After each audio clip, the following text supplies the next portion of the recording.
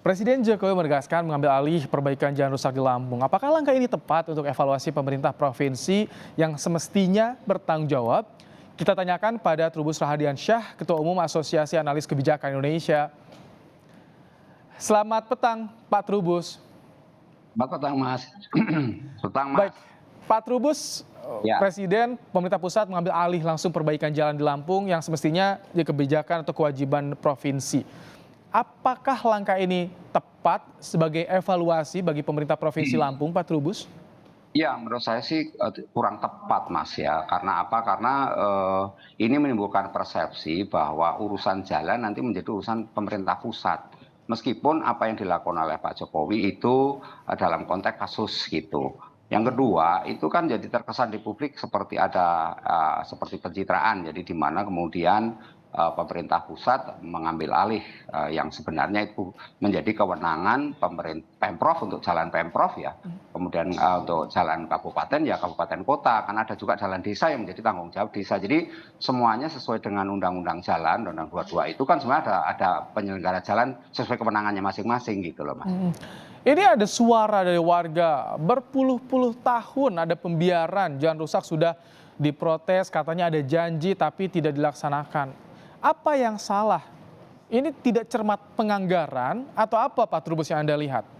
Kalau saya sih melihatnya ada unsur kesengajaan, Mas, pembiaran gitu ya, pembiaran jalan itu rusak karena harusnya kan di dalam perencanaan itu sudah ada skala prioritas kan, gitu, skala prioritas di mana jalan itu kan ada sampai puluhan tahun. Di satu sisi juga sebenarnya kan di Lampung juga ada anggota dewan juga kan dari DPR dan DPRD juga yang setiap tahun juga melakukan reses atau turun ke bawah juga tahu kondisi jalan itu.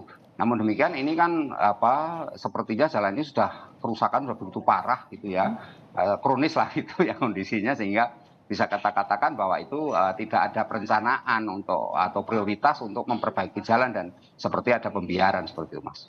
Kalau pembiaran seperti ini, infrastruktur jalan ini ada indikasi pelanggaran atau penyalahgunaan wewenang, Pak Trubus, kalau ada pembiaran seperti ini? Ya kalau lihat konteksnya sepertinya ada, Mas. Ada abuse of power lah, penyalahgunaan wewenang ataupun ada kompetensi, ada pelanggaran aturan yang dilanggar. Akan tetapi tentu ini menjadi problem unik di mana kemudian seolah-olah persoalan jalan ini pemerintah daerah atau Pemprov itu kemudian lepas tanggung jawab kan gitu. Jadi Nah, itu. ini yang menjadi problem di mana kemudian anehnya yang kedua menurut saya masyarakat sendiri juga sepertinya melewat salurannya terus tidak tepat juga gitu di mana kemudian harus melalui viral itu yang sebenarnya ini kan harusnya melewat jalur-jalur seperti ombudsman atau laporan apa selama ini tidak didengar dan mungkin juga para anggota dewan yang konstituennya ada di situ kan juga ada, Mas. Jadi harusnya itu semuanya sudah ada. Tapi kalau lihat sampai puluhan tahun nggak ada ini perubahan dan ini ya memang unsur pelanggarannya jadi tinggi, Mas, gitu. Pak Trubus, kalau misalkan ini diambil alih sama pusat, bakal jadi memicu nggak daerah lain juga untuk malas untuk memperbaiki jalan, membiarkan saja nanti viral diambil alih oleh pusat? Iya, itu yang menjadi problem, Mas. Artinya ketika presiden kemudian niatnya baik gitu dalam rangka untuk menolong kondisi yang ada, tetapi ini malah efek dominonya adalah daerah-daerah lain nanti tidak akan menganggarkan gitu bahwa urusan jalan adalah urusan pemerintah pusat. Sampai 800 miliar, Pak Trubus, apakah akan memicu kecemburuan juga untuk daerah lain? Pasti, ya itu ya. Kemudian kalau dilihat kan daerah itu kan ada jenis-jenisnya, ada daerah yang memang sumber daya alamnya melimpah seperti Lampung, ada juga daerah lain yang memang melimpah. Saya rasa itu akan menimbulkan percemburuan dan akan menjadi problem tersendiri di kemudian hari. Artinya ini akan menjadi bom waktu bagi pemerintah pusat nantinya ketika ada urusan jalan rusak kemudian tiba-tiba akan mengatakan itu urusan pemerintah pusat.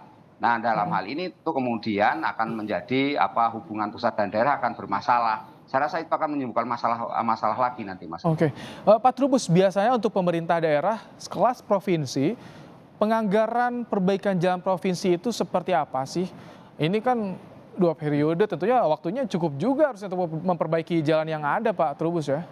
Iya, kalau lihat dari ini mekanisme prosedurnya ya sebenarnya itu sudah kalau untuk jalan provinsi berarti memang selama ini dinas PU lah ya paling tidak selalu memeriksa, mengecek. Ini kan kelemahannya pengawasan, pengecekan di lapangan juga jarang.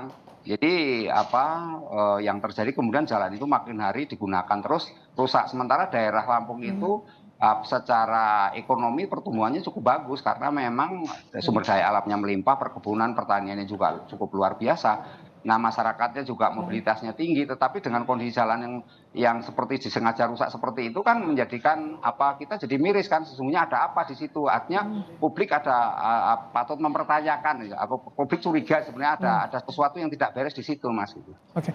Pak Trubus, hak sebagai warga publik ketika ada infrastruktur yang rusak, mengganggu aktivitasnya, perekonomiannya, seperti apa sih Pak Trubus kepada pemerintah ini? Yang warga harusnya melapor, Mas, melapor melalui jalur-jalur yang sudah ada, misalnya melalui RT, RW, lurah kan kalau untuk di desa kan. Kemudian untuk tingkat kabupaten kota ya tentu melalui dinas PU ataupun melalui saluran-saluran yang sudah ada, termasuk dalamnya melalui ombudsman, Mas. Kan di daerah itu juga ada ombudsman karena jalan itu bagian dari layanan publik sebagaimana undang-undang layanan publik itu sendiri gitu loh, Mas. Jadi publik memang punya kewajiban untuk melaporkan. Nah, yang kedua, kalau publik kemudian menggunakan cara viral seperti ini kan jadi munculnya kan jadi seperti ada pelanggaran hukum, Mas, yang kemarin sempat jadi heboh karena kemudian ada laporan pidana terhadap yang bersangkutan si Bima ini kan itu. Jadi karena ini sebenarnya cara-cara yang tidak benar, tetapi ya apa boleh buat karena kondisi yang ada memang tidak memungkinkan. Dari sini kemudian masyarakat kan dapat dua berkah ini, Mas, berkah bagi masyarakat jalannya diperhatikan, berkah juga bagi Pak Gubernur akhirnya happy kan dalam arti Iya, tadi kita lihat reaksinya ya. Iya, jadi seperti jingkrak gitu, Mas. Jadi anak kecil itu dapat hadiah, dapat blessing disguise kan itu sehingga ada perhatian tersendiri. Tetapi yang menjadi problem adalah bahwa Indonesia tidak hanya Lampung, tapi daerah lain yang mengalami jalan rusak. Di Jawa Tengah juga ada jalan rusak. Ya ini juga menjadi problem tersendiri. Artinya di situ akan menjadi trigger lah, memancing stimulus bagi daerah lain yang mau tidak mau akan melakukan hal yang sama gitu. Baik. Terima kasih Pak Trubus Radiansyah, pengamat kebijakan publik, telah menyampaikan pandangannya soal perbaikan jalan rusak yang ada di daerah. Terima kasih Pak Trubus.